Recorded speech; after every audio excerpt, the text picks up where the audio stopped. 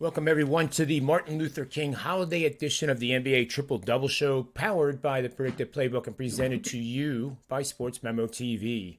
I am John Ryan. I'm joined, as always, by my good friend and professional sports bettor, Ronald Cabang. And we think we have you covered for another trio of best bets that will be worth taking to the window, and hopefully we go 2-1 again. For the season, I should say for the shows and the best bets on the season, Ronald, we are 39-16 against the spread with one push. Last week we had a total that we gave out that technically when we gave it out, if you would have watched the show within about a minute, it would have won, but it was the Sixers Celtics, so we're trying to be fair here.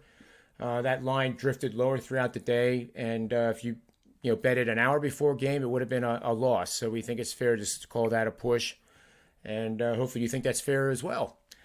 So, Ron, let's get right to it here for the Martin Luther King Day. And we're going to look at a few games here that are pretty darn good on a day like today. And the first one is the Phoenix Suns San Antonio Spurs. This is a matchup that is being hosted by the Spurs, who are 12th in the Western Conference. Phoenix, of course, is number 1 in the Western Conference. This game's set to start at 8:30 p.m. Eastern Standard Time tonight. Where do you see the best bet in this matchup, Ronald? Yeah, so the Suns, they're 3 for 3 so far on their current road trip. They're on the second game of back-to-back road games. This will be their fourth road game in a row, and they just smashed the Pistons by 27 yesterday. And they shot, I think it was like almost 60% from the field. And I think there'll probably be a little bit of a letdown offensively tonight. The Suns are they've had 2 other games this season where they shot over 55% from the field. And in the following games, they come back down to earth a little bit, shooting 44% from the field. And the Suns are also 1-4 against the spread on the road with no rest against Western Conference teams. On the Spurs side, they're a much better offensive team at home than they are on the road. They cover the spread better at home too. So I think they're 8-3 against the spread at home this season against Western Conference teams. They're also 6-1 against the spread at home when they're more rested than their opponent, including 3-0 when their opponent is playing in the tail end of back-to-back games, which is what the Suns are on today. Along with the Suns possibly looking ahead to the Mavs, I think there's a bunch of situational spots here that are pointing me to the Spurs. I think with how well they play at home, I think they can get it done tonight. I'll be taking the Spurs plus the points. Yeah, I can't disagree with that call. That is definitely the right side, in my opinion. The total on this line seems to be moving a little bit. 223 on the open, 227. Any thoughts on a possible lean to the under in this matchup? Well, I think I know the total moved up a lot, but with how the Spurs play offensively and defensively at home, I think there's a big gap with their road and home splits on offensive rating and defensive rating. Their offensive rating is a lot higher, and their defensive rating is a lot lower, meaning they give up a lot more points at home than they do on the road. So in total, in Spurs games, they're a majority over team at home, and just for that reason, I probably would stay away from the total at this point. And I kind of agree with the move up, in my opinion. But with a 4-point steam like that, it would be too tough for me to take that. Yeah, and I agree with that. I think if anything, personally, I would maybe wait, and if it goes another 2 or 3 points higher, I might be tempted to consider the under. But at this present time, I don't have any reason to do that. So good job there. Let's take a look at the next game. This one starts at 6 o'clock Eastern Standard Time, and it's an intriguing matchup. The Milwaukee Bucks, 4th best record in the Eastern Conference, taking on the Hawks, who are 12th. And that's the real shocking team, I think, in my opinion, with the Eastern Conference, is that they are really underperforming, and it's for a wide array of reasons, but they are now 8 games under 500 with a 17-25 record, and only 15-27 against the spread. So do you see any opportunity in taking the Hawks here, or do you have something maybe on the total?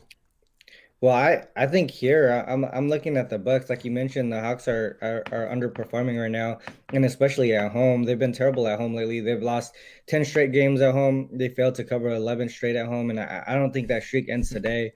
The Hawks beat the Bucks earlier this season by 20 points. And the Bucks have played two revenge games so far this season, avenging at least 15-point plus losses, and they're 2-0 straight up and against the spread in those games, averaging a 17-point victory, and covering by 15 and a half point, an average of 15.5 points per game. The Bucks had some trouble, lately with some of their guards out. Majority of them are healthy now, except for I think Drew is still out. And without him, they've still been a strong defensive team. They're number two defensive rated team in the league the last 10 games. And on the other side, the Hawks are dead last in defensive rating in those last 10 games. I think the defense is going to be the key to this game, and the fact that the Hawks have been struggling at home. I'll be taking the Bucks here in this spot. Yeah, and I agree with that call. I can't back a team that's lost as many as they have against the spread and straight up. And I think for we refer to new bettors as amateurs with all due respect, but I think one of the mistakes that can be made is thinking that a team is due to do something, and Yeah. just because they've lost 10 in a row and at home and failed to cover the spread in 11 in a row at home does not mean that they become a bet simply because you think that they're not going to lose 12. Well, Yeah. yeah, we see that in baseball all the time. Your team gets on a run against, say, left-handed pitching, and all of a sudden it comes crashing to a crashing halt.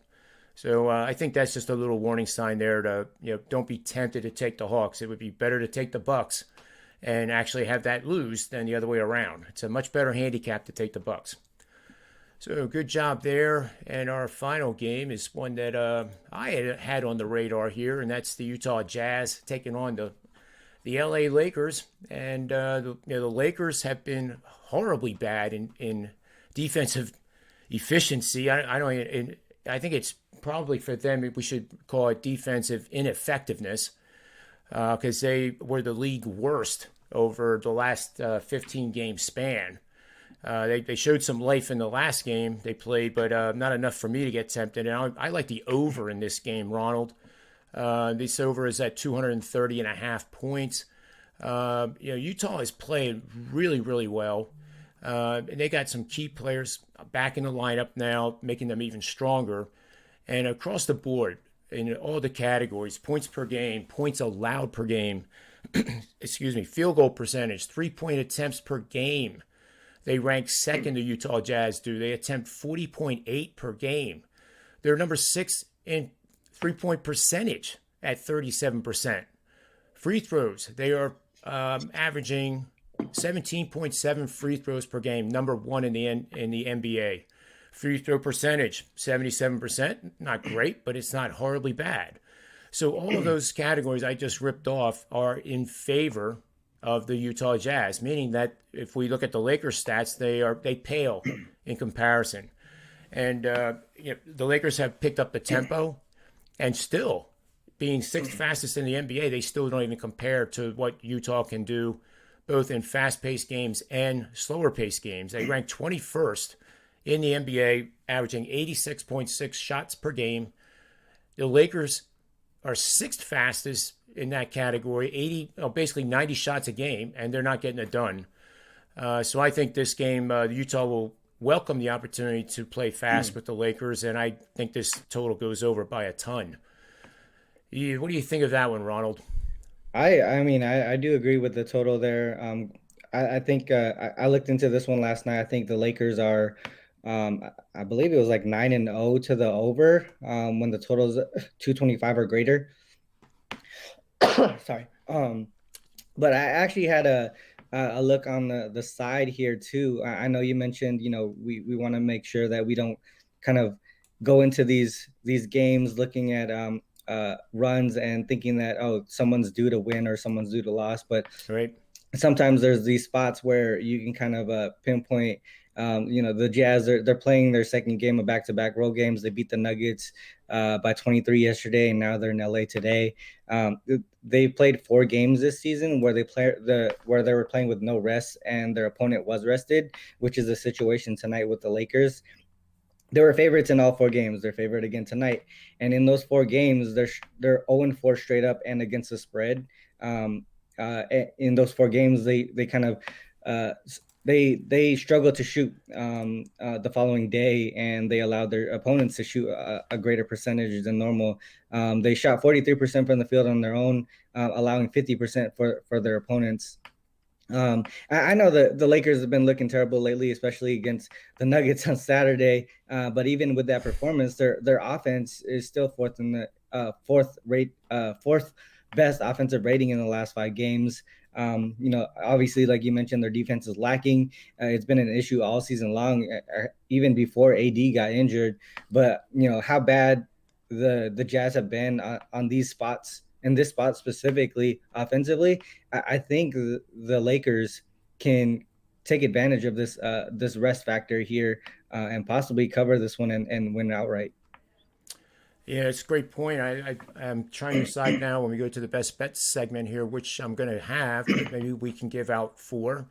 But 10-2 against the spread are the Utah Jazz in their last 10 home games, playing with no rest on back-to-back nights, regardless of where the location was of the previous game.